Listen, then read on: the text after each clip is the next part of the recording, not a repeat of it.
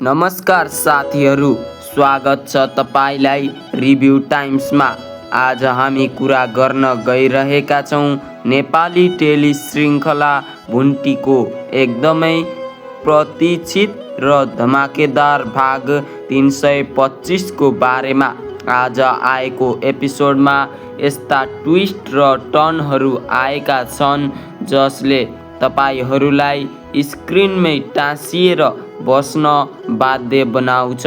विशेष गरी जेरीले भुन्टीलाई फसाउन रचेको त्यो 5 लाखको षड्यन्त्र र भुन्टीको त्यो कडा जवाब। यदि तपाईले आजको भाग छुटाउनु भएको छ वा यसको भित्री कथा बुझ्न चाहनुहुन्छ भने भिडियोलाई अन्तिमसम्म हेर्नुहोला। च्यानलमा नयाँ हुनुहुन्छ भने सब्स्क्राइब पनि गरेर जोडिनुहोला। कथाको सुरुवात हुन्छ एउटा निकै नै सुखद र इमोसनल दृश्यबाट। अमेरिकाबाट म्याडम अर्थात् आशा गौतमको इन्ट्री भएको छ। उहाँले एयरपोर्टबाट सिधै आमा र दाइलाई लिएर भुन्टीलाई भेट्न आउनु भएको छ।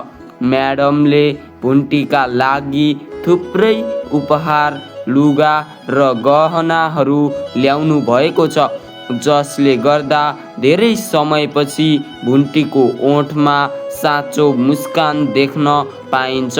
तर म्याडमले उपहार मात्र होइन, भुन्टीलाई एउटा ठुलो हिम्मत पनि दिनुभएको छ।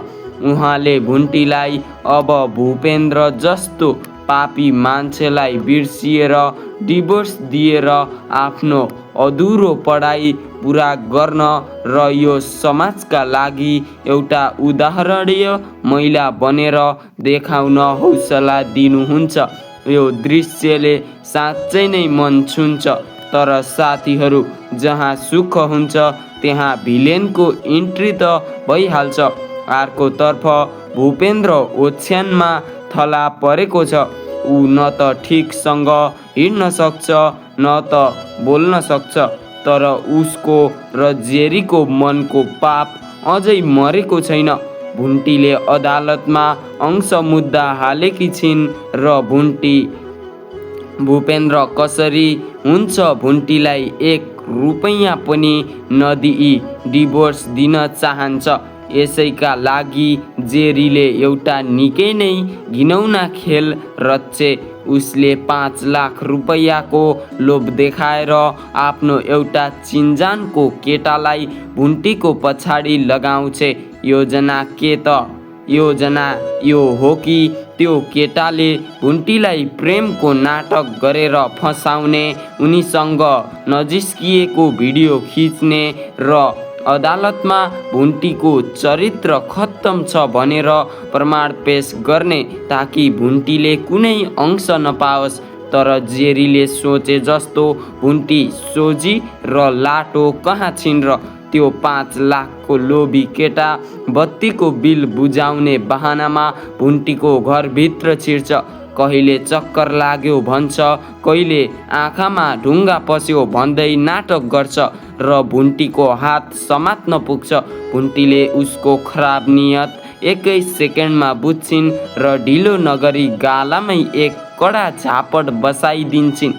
भुन्टीले दाइलाई बोलाउने बित्तिकै त्यो केटा ज्यान जोगाएर कुलेलाम ठोक्छ। यो सिन हेर्दा दर्शकलाई निकै नै आनन्द आउँछ। अर्कोतिर सुकुमायाको क्यारेक्टरले फेरि मन जित्छ। उनका श्रीमानले धनी र शक्तिशाली मान्छेसँग दुश्मनी नलिनु भन्दै पनि सुकुमाया म सधैँ सत्यको साथ दिन्छु र मितिनी भुन्टीलाई आधा अंश दिलाएरै छाड्छु भन्दै सहर प्रस्थान गर्छिन्। यसै बीच एपिसोडमा भूमिकाको अवस्था देख्दा भने निकै मन रुन्छ। भूमिकाले आफ्नो घरमा निकै शास्ति र अत्याचार भोग्नु परिरहेको छ। माइती घरको सम्झनामा टोलाएर भाँडा माझिरहेको बेला उनकी दिदीले उल्टै कराउने र टाउकोबाट पानी खनाइदिएर दुर्व्यवहार गर्छिन्। भूमिकाको यो दुःखले कथालाई अझै बढी मार्मिक बनाएको छ। समग्रमा भन्नुपर्दा भुन्टीको भाग 324 निकै नै उतार चढावले भरिएको र दमदार थियो। अब हेर्नु यो छ कि जेरी र भूपेन्द्रको यो नयाँ षड्यन्त्रको पर्दाफास कसरी हुन्छ र सुकुमायाले भुन्टीलाई कसरी न्याय दिलाउँछिन्।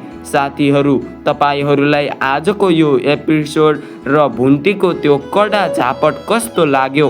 तल कमेन्ट बक्समा आफ्नो विचार पक्कै लेख्नुहोला। भिडियो मन परेमा लाइक, सेयर र हाम्रो यस च्यानल रिभ्यू टाइम्सलाई सब्सक्राइब गर्न नबिर्सिनुहोला। अर्को नयाँ भिडियोमा फेरि भेटौँला। त्यति बेलासम्मको लागि बिदा चाहन्छु। हस्त, धन्यवाद।